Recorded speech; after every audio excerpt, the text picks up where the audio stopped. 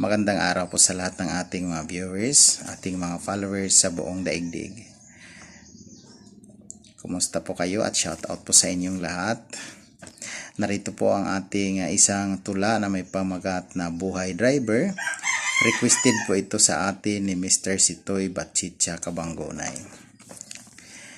Narito po ang kanyang kwento.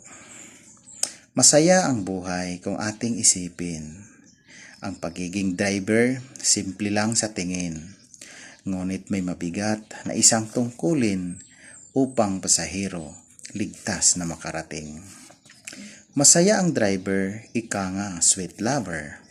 Mga kasabihan na pwedeng i-cover sa isang sasakyan, sa hulihan man o sa bumper, lalo na ang isang poging jeepney driver.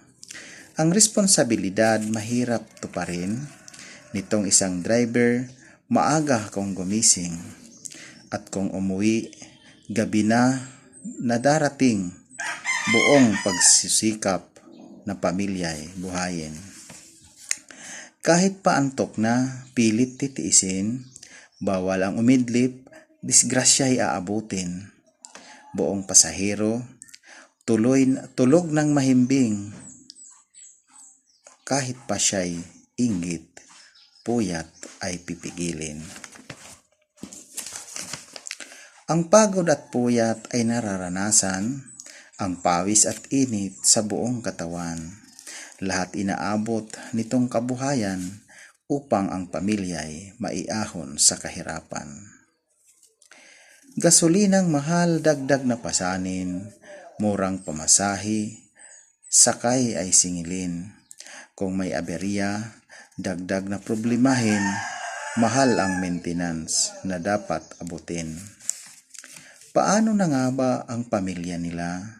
Nitong hanap buhay, kaunti ang pera. Ang boundary sa jeep, pilit kinakaya at kaunting kita para sa pamilya. Sa lahat ng driver, saluduhan natin. Sila'y tumutulong, ekonomiya'y sagipin.